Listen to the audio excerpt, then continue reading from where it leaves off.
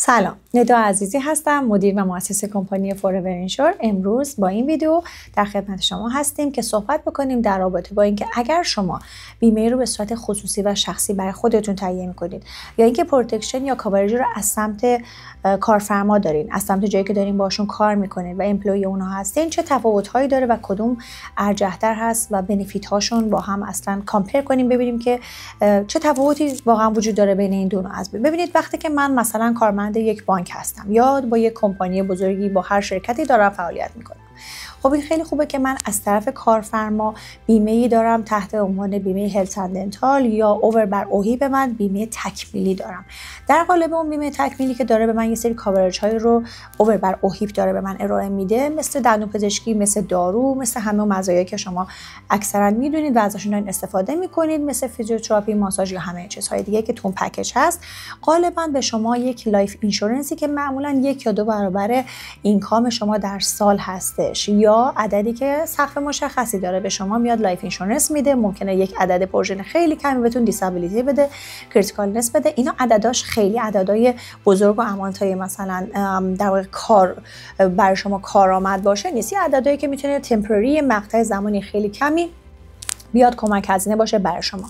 ولی این نکته خیلی ریز و مهم و اصلی که باید خیلی بهش توجه بکنید اینه که اون بیمه‌ای که ما همیشه میگیم شما از طرف محل کارتون دارین، اون وابسته به کار شماست. من امروز سالمم، دارم توی سیستم کار میکنم، خیلی هم کارآمد هستم توی اون سیستم و در کنار حالا حتی ممکنه که دارم بهتون میگم حتی تو پارتنرشیپی ها ما روی یک بیزنسی که اصلا داریم با پارتنرمون ستاپش کردیم، اونجا یک سری مزایایی رو ایجاد کردیم تحت قالب بیمه گروهی یا روی کورپوریشنمون.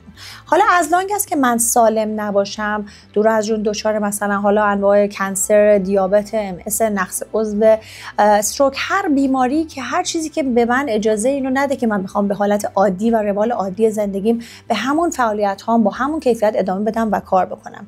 خب زمانی که من دچار کاندیشن میشم و نمیتونم توی اون سیستم کارآمد باشم و مثل قبل کار بکنم یا به هر دلیل دیگه از اون سیستم کاری من خارج بشم، که اینجا هم به حال هممون داریم توی این سیستم‌های کاری کانادا کار می‌کنیم، می‌بینیم خیلی رایج هستش که شما امروز در یک پوزیشن عالی در یک کمپانی دارین کار می‌کنین ولی فردا ممکنه به هر دلیلی توی اون پوزیشن نباشین.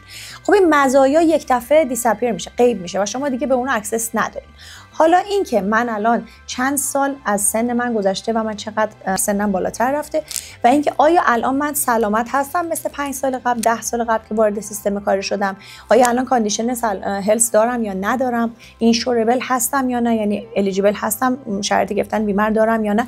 اینا همه نکات خیلی مهمی که باید بهش دقت بکنید. ببینید زمانی که شما سنتون کم بوده، سالم بودین، وارد سیستم کاری شدید، حس می‌کردین هم خیلی سکیور، بیمه هم داریم، پیس آف مایند، من خیال راحت داشتم. حالا بعد از یه چند سالی به دلیل اینکه من دیگه سلامت کامل نیستم، ممکنه از اون کار در اومده باشم یا به هر دلیلی از اون سیستم خارج شده باشم. حالا سن من رفته بالا، حالا ممکنه من اون موقع نان اسموکر بودم، الان حتی اسموکر شدم. حالا ممکنه که به هر دلیلی من اینشوربل نباشم. باید الان برای خودم یه بیمه پرسونال و شخصی داشته باشم به صورت پرایوت. چرا؟ به خاطر اینکه وابسته به کار من نیست. این مثل سند 691 ملک همیشه با منه. یه مزیت دیگه که وجود داره، ببینید توی بحث گرفتن بیمه یکی از مهمترین نکات الیجیبل بودن شماست. یعنی چی؟ یعنی که سیستم آندررایتینگ اصطلاحاً برای شما انجام بشه، یعنی پروسه پزشکی شما چک بشه. در این مراتب مختلف داره، مثلا ما میگیم ای پی اس پزشکیتون رو چک میکنن، ام آی بی تون رو چک میکنن، این تمام اون هیستوری پزشکی که اینجا داشتین از روزی که وارد خاک کانادا شدین همه هیستوری شده و برای شما اینا جای به صورت یک ریپورت تهیه شده، نگهداری شده و فامیلی فیزیشن شما به اونها اکسس داره. وقتی که میخواین بیمه بگیرید، شرکت بیمه اجازه داره که تمام این اطلاعات رو قطعاً بررسی بکنه و بر اساس اون اطلاعات درست بخواد به شما بیمه بده. وقتی شما الان میاین پیش یک بروکر بیمه، پیش یک ادوایزر و میخواین که بیمه بگیرید، خب بله پروسه زمان بره، ممکنه یه ذره حتی سخت باشه. ما تمام اطلاعات پزشکی شما رو به واسطه فامیلی دکتر کمپانی بیمه اکسس پیدا میکنه، ما کمک میکنیم که اونو دسترسی پیدا بکنن و در ادامه این مسیر شما میان یک بیمه رو میگیرین که بر اساس یک سری کانترکت، پروف یا داکیومنت شما میان یک بیمه رو میگیرین، یا الیجیبل هستید نورمال ریت میگیرین، یا ممکنه بر اساس اون حالا شرط مثلا اسموکر نان اسموکر بودنتون ریت اسموکر بگیرید، یا ممکنه شرط سلامتیتون طوری باشه که بر اساس اون کاندیشنی که دارین مثلا ریت بشین.